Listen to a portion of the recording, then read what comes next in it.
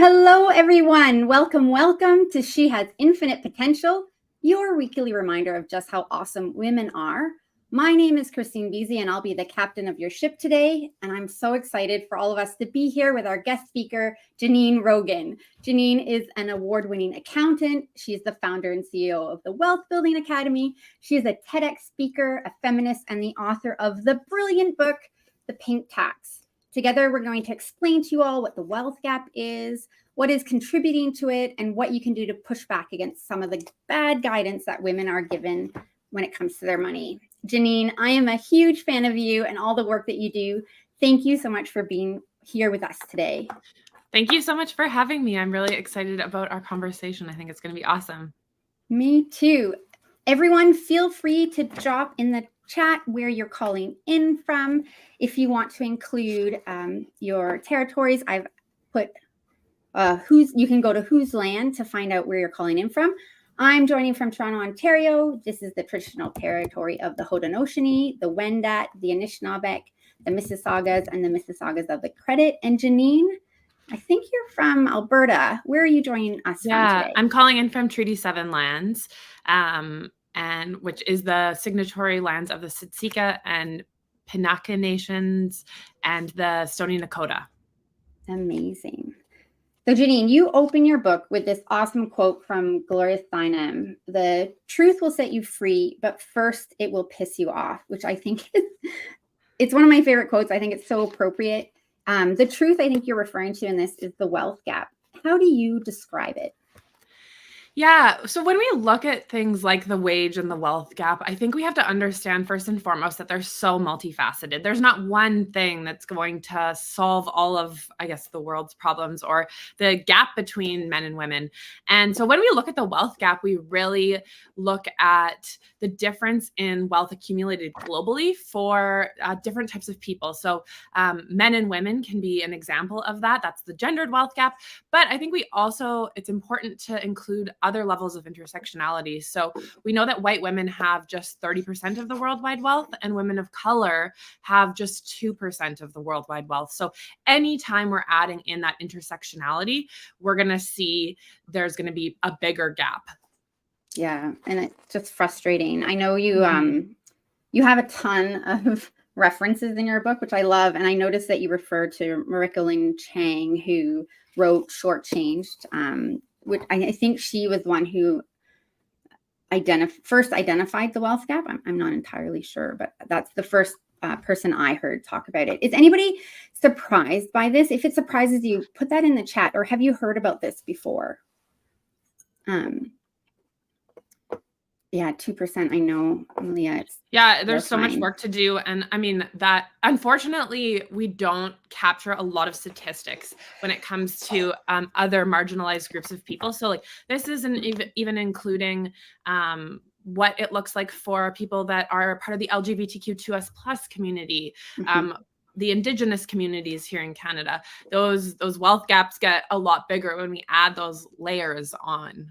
Yes, and intersectionality and under-recognized folks. We talk a lot about under-recognized folks in SHIP and what we can do to do a better job, including them, capturing data, so that we can identify better what these things are. Now, Janine, in the book, you talk on a lot of things that contribute to the wealth gap. I know that I really appreciated you adding the apples and oranges, which show that, and I'm sorry, I colored in your book. Okay. So that women are concentrated in lower paying and lower prestige jobs. But can you describe what some factors are that contribute to the wealth gap?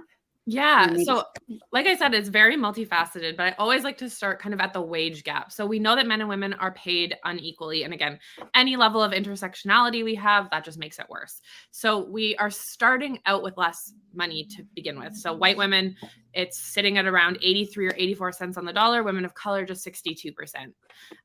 Or 62 cents, not percent, pardon me. So we're making less, and then we're hit with this thing called the pink tax. Like it is actually just more expensive for women to go about their day in society. So the gendered prices, if you walk into a grocery store, you're going to see that shampoo, shavers, all of those things. And then that's not even taking into account like look at like men's and women's haircuts, men's and women's clothing, like it just costs so much more to be a woman. So we have less money. We have to spend more money to just like survive in society.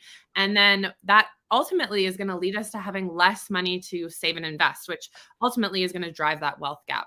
So it is really important that we understand kind of all these areas. But when we look at the wage gap and we look at different industries that people are in, oftentimes I get the argument that, women just choose types of careers that pay them less, or they want more flexibility, or whatever. I don't care. But truth of the matter is we actually see a decrease in salaries following these types of roles.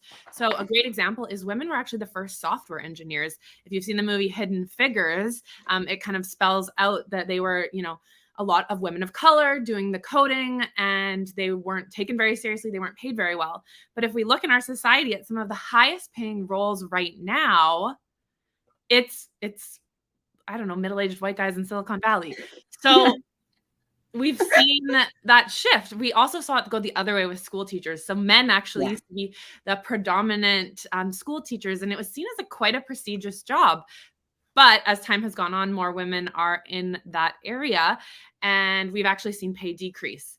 And the same is actually true. We're seeing right now, pediatrics. More women are moving into pediatrics, and they're actually some of the lowest paid physicians across the board. So we see these lower prestige and lower paying jobs kind of follow when there's an influx of women in a certain type of role in society. Yeah. And we actually have a shipmate, Chloe, who wrote in the Harvard Business Review that we should stop calling people from what we, we're calling under-recognized or represented folks.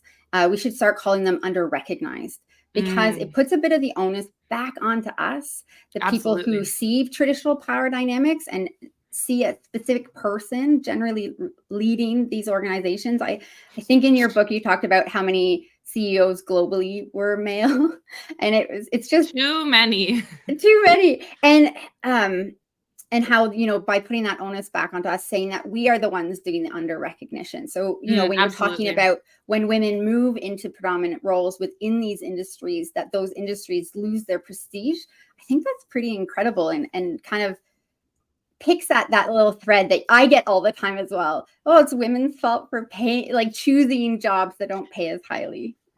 Yeah. And I mean, there's a whole conversation in there as well around not valuing care work, right? Like we don't put a lot of value on nurses and school teachers. There's never budget for them, but I'm not here to say don't pay people for their work.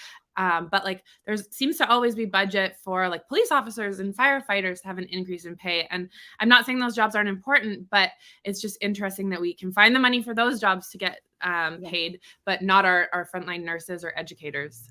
Yeah. Yes, they are important. And yes, two things can be true at once. Yeah, at the same time. Yes. And I've heard you on a podcast say that this has actually influenced some of your spending. The pink tax has influenced your spending. Can you describe some of the ways that maybe that's happened? Yeah, I think obviously, number one, once you find out this information, you're more aware of things. So I don't love having to go into the grocery store and be like, well, I better buy the men's product because it's cheaper. But sometimes, hey, you do what you got to do.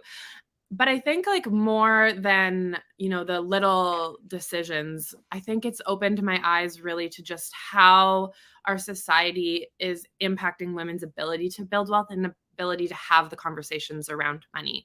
And so it has really made me think of, just how complex some of these things are. So women make less money, and then they have less access to credit because their salary is lower. And that's really what drives your ability to get credit, which means you likely will have a lower credit score because you have access to less credit. There's all of these things that go into your ability to build a credit score.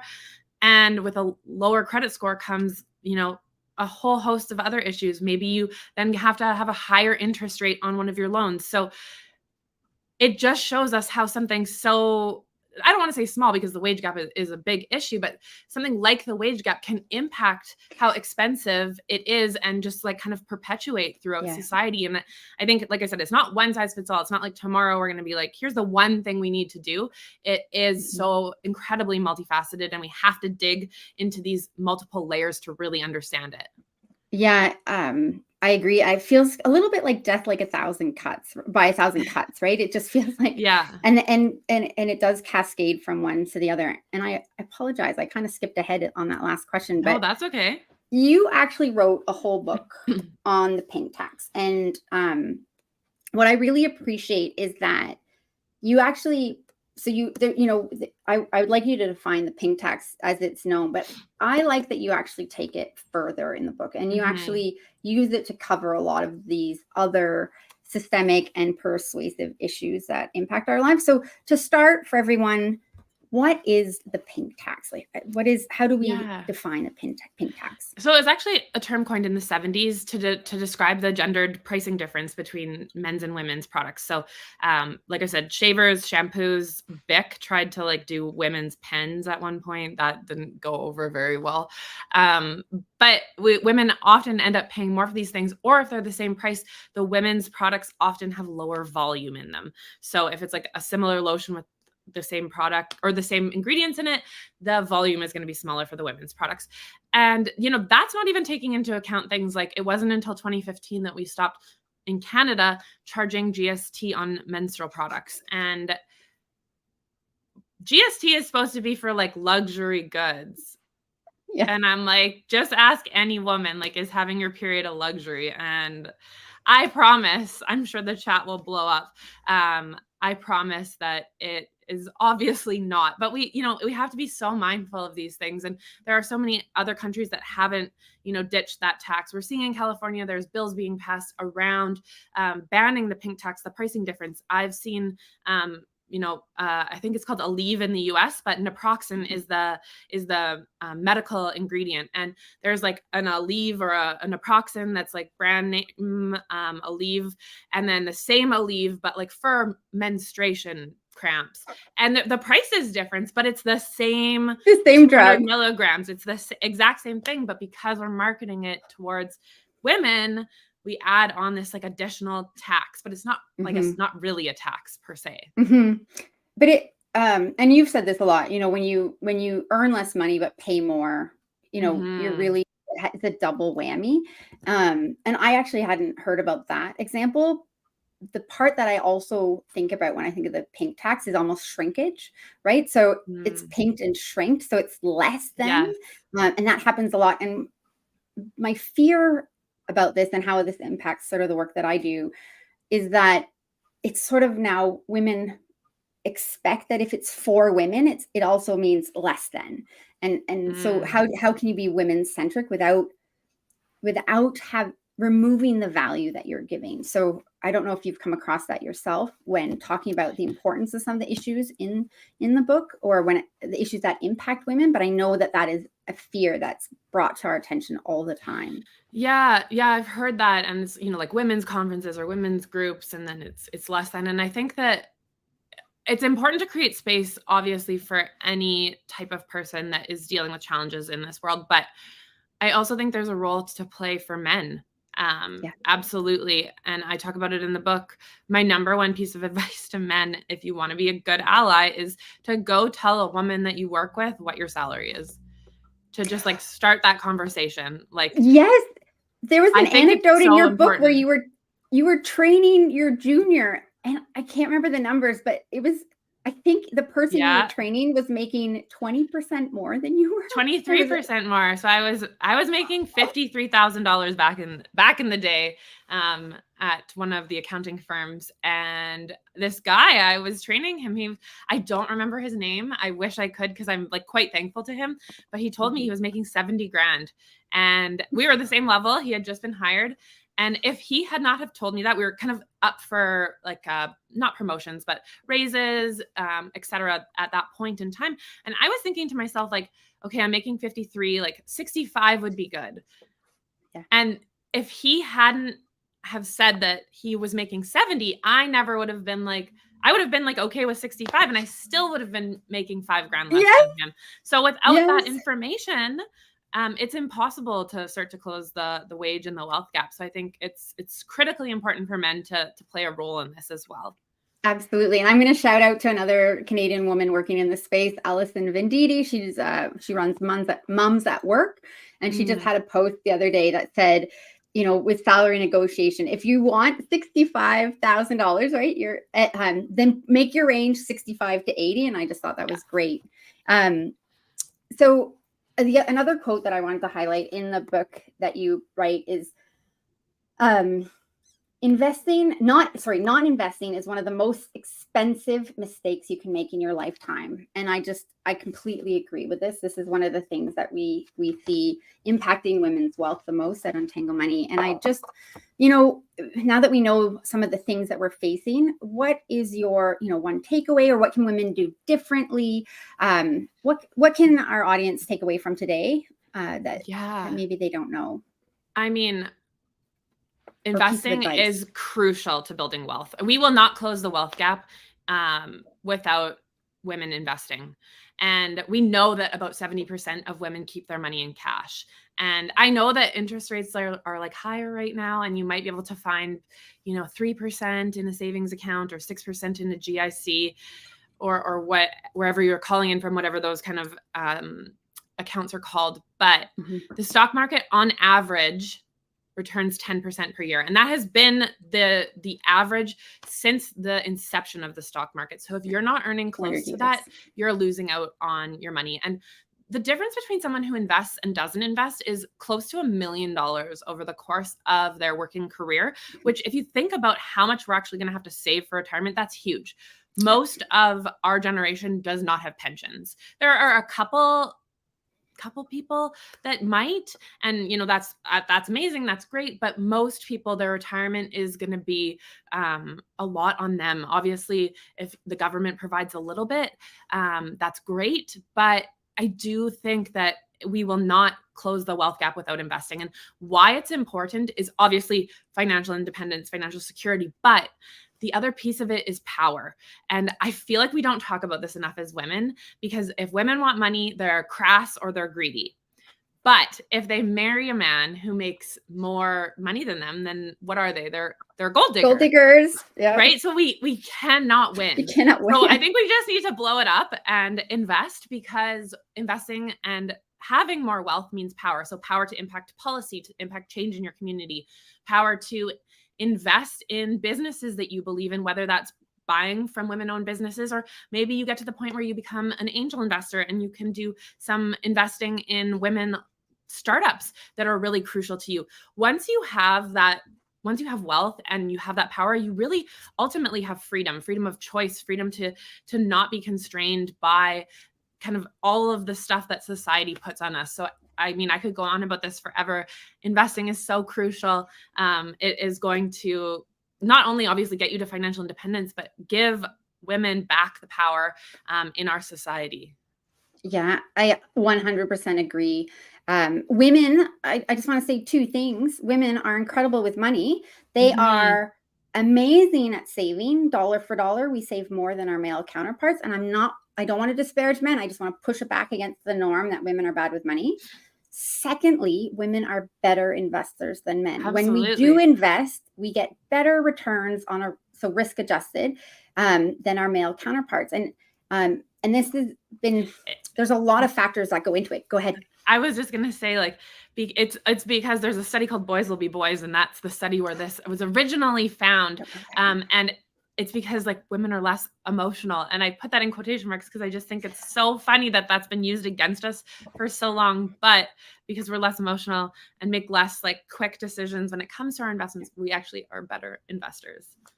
Well, and it's interesting. We have a recent example of this. Ellevest in the US is a female-oriented robo-advisor. And while the world was crapping their pants because of the pandemic, Ellevest actually saw net inflows. When the stock market goes down, that means people are selling. And the stock market is run 80-90% by men. But Ellevest, where the investors were women, they saw net inflows, which meant that women were buying low and men were selling low. So I think I love that. Like, we are called too emotional for a lot of things, right? I remember Hillary, do you really want a person with a period to have codes to the nuclear arms? I just wanted to, maybe I shouldn't state my emotional reaction to that one, but it was not positive. I mean, yeah, right. But it's insidious, right? It just weaves its way into all of these things. But women are great at investing. Yeah, and that's one thing I wanted to chat about, because we've seen a lot of this like girl math on TikTok, on Instagram. I hate this. And I might get in trouble for this, but I mean, this is who I am as a person. I think we need to stop being okay with it being like cute that we like don't know how to do math. Because first of all, I'm a CPA. I cannot do math in my head. That is what my Excel spreadsheet is for. And also, this thing is a walking calculator. So you actually don't need to be able to do any math to start managing your money and start getting involved with it. So I just want to like kill that like narrative as well, because I think sometimes our society says it's like cute or funny that girls don't know how to do math. And I'm like, no, women are amazing when they're in STEM positions. Women are better investors. So let's just like lean into that. And like, again, let's take our power back. Let's build that wealth so that we can have impact on the world. Yes. And I know I said I hate this trend because I feel that, right? I think it's all right to be self-deprecating. It sometimes you can feel like you found your tribe when other people struggle too. And I get that there's that vein. And I also think that it's important to remember that women are great at investing. And I didn't know about the Boys Will Be Boys study, but I have heard this anecdote which is like, is your wealth or your investments are like a bar of soap. The more you play with it, the smaller it's going to get. Yeah. And women tend not to be in and out of the market so much. So they don't have that drag of fees and taxes that men will often experience. And just to come back to that you need to invest to reach your retirement goals. We ran the numbers on the average Ontario woman, and she cannot get to a fully funded retirement, even using a conservative portfolio. So if she wants to retire in the same little standard of living that she has now, she will actually need to get her money working for her harder. And we also know that women live longer than men, right? Like, we live longer than men. Like, there's going to be a point in time where there's not another person in your relationship to help you with money. So I always say there can't be one CFO in the relationship. There has to be co-CFOs. And that doesn't mean that one person can't take the reins on things. But both people have to be involved, and both people have to know what's going on.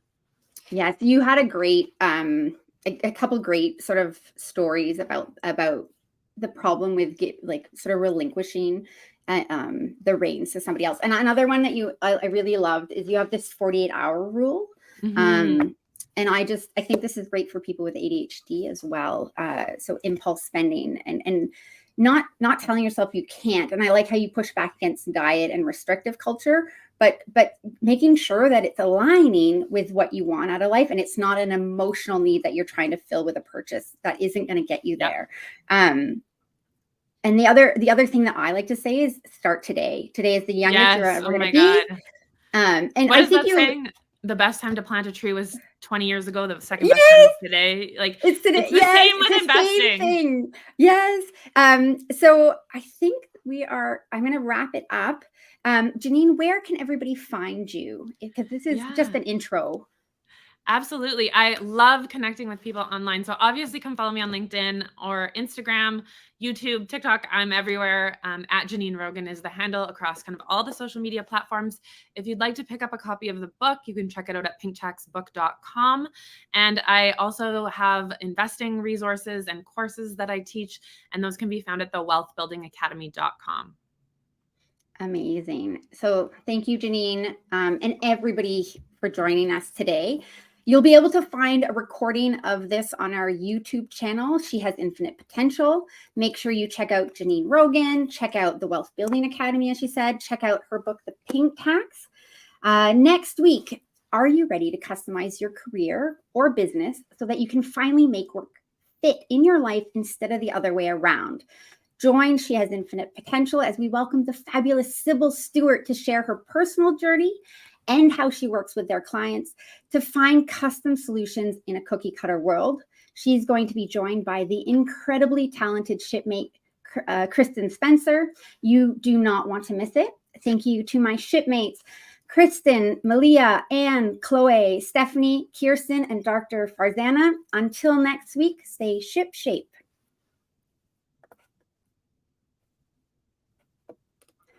I might have done that.